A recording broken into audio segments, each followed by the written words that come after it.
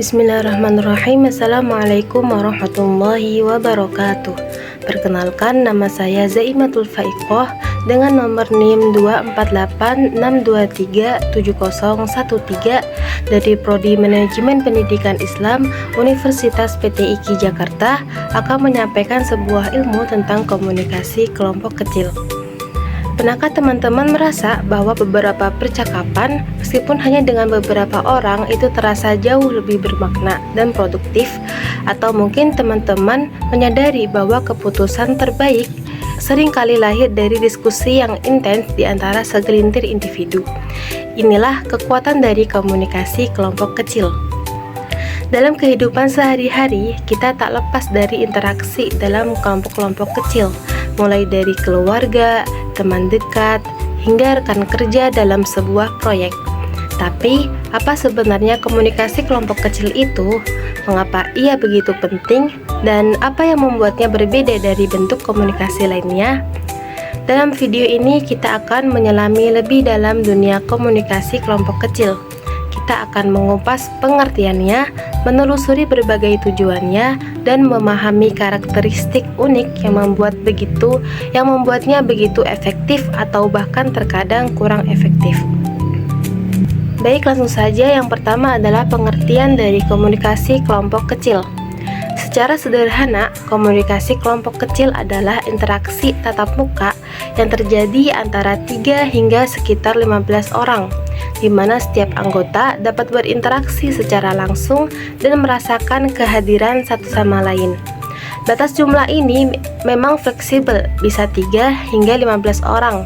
Namun intinya adalah ukuran yang memungkinkan setiap individu untuk berpartisipasi aktif dan memiliki kesempatan untuk berbicara serta didengar. Nah, poin penting ini adalah interaksi tatap muka.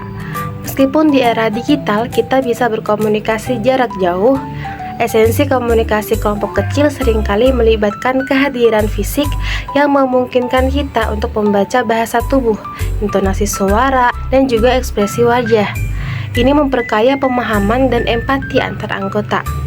Coba bayangkan sebuah rapat tim kecil untuk merencanakan acara.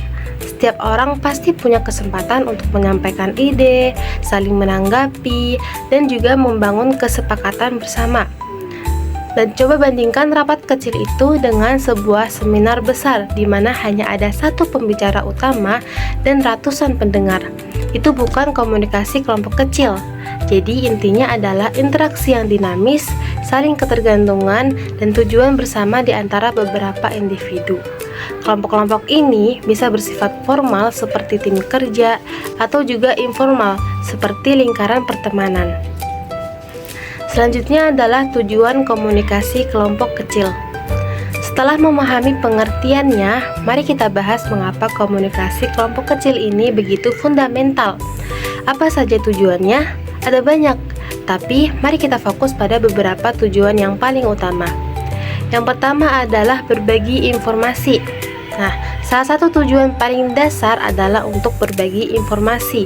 Dalam kelompok kecil, informasi dapat disajikan, didiskusikan, dan dipahami dengan lebih detail. Anggota dapat mengajukan pertanyaan, mengklarifikasi keraguan, dan memastikan bahwa semua orang memiliki pemahaman yang sama. Seperti contohnya tim proyek yang sedang berbagi progres kerja atau kelompok belajar mahasiswa yang sedang mendiskusikan materi kuliah. Hal ini jauh lebih efektif daripada hanya membaca laporan sendirian. Kemudian tujuan yang kedua adalah memecahkan masalah dan pengambilan keputusan. Ini adalah kekuatan utama dari komunikasi kelompok kecil. Ketika dihadapkan dengan masalah yang kompleks, beberapa kepala akan lebih baik daripada satu. Nah, kelompok kecil ini memungkinkan brainstorming ide, evaluasi berbagai opsi, dan mencapai keputusan yang lebih terinformasi dan berkualitas. Setiap anggota akan membawa perspektif uniknya yang dapat menghasilkan solusi inovatif yang mungkin tidak terpikirkan oleh satu orang.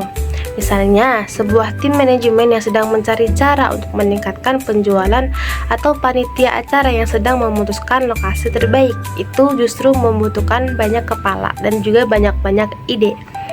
Kemudian tujuan yang ketiga adalah pengembangan ide dan kreativitas.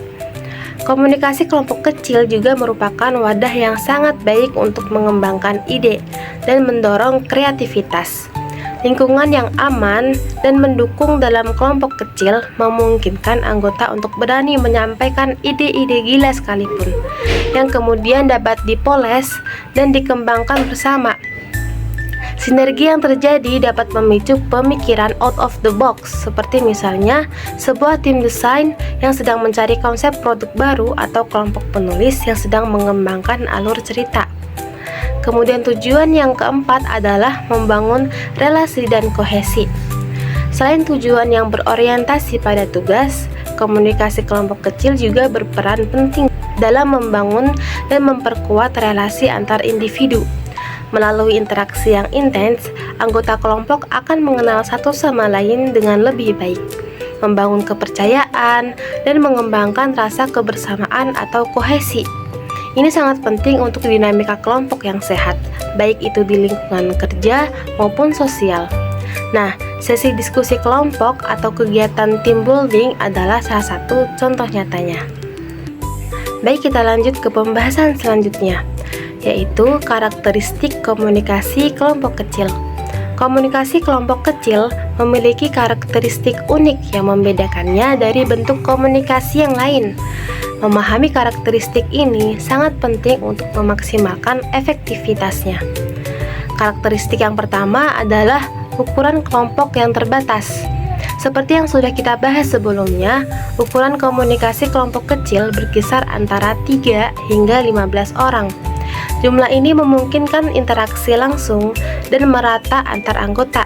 Jika terlalu besar, maka anggota mungkin akan merasa tenggelam dan enggan untuk berpartisipasi. Kemudian yang kedua adalah tujuan bersama. Setiap kelompok kecil terbentuk karena memiliki tujuan atau kepentingan yang sama. Entah itu menyelesaikan proyek, memecahkan masalah, belajar bersama, atau sekedar bersosialisasi. Nah, adanya tujuan ini untuk memberikan fokus dan arah bagi interaksi yang akan dilalui.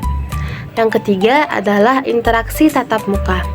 Meskipun teknologi memungkinkan komunikasi jarak jauh, komunikasi kelompok kecil yang ideal seringkali melibatkan interaksi tatap muka.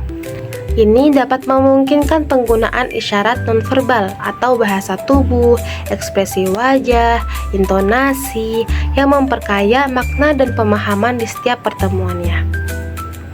Kemudian yang keempat adalah saling ketergantungan. Anggota kelompok saling bergantung satu sama lain untuk mencapai tujuan.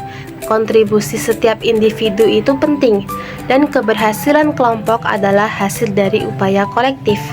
Ini menumbuhkan rasa tanggung jawab bersama. Yang kelima adalah adanya aturan atau norma, baik secara eksplisit maupun implisit. Setiap kelompok kecil memiliki aturan atau norma yang mengatur interaksi. Ini bisa berubah jadwal rapat, cara pengambilan keputusan, atau bahkan norma tak tertulis tentang bagaimana menghargai pendapat orang lain. Norma ini dapat membantu menjaga ketertiban dan juga efektivitas dalam komunikasi. Baik, kita telah menjelajahi esensi komunikasi kelompok kecil, mulai dari pengertiannya sebagai interaksi dinamis antar beberapa individu dan tujuannya yang beragam dari berbagai informasi hingga pengambilan keputusan yang kompleks hingga karakteristiknya yang unik seperti ukuran terbatas dan saling ketergantungan. Memahami konsep-konsep ini bukan hanya teori, melainkan bekal berharga untuk meningkatkan efektivitas teman-teman dalam berbagai situasi, baik teman-teman seorang pemimpin tim, anggota kelompok belajar, atau sekedar bagian dari lingkungan pertemanan.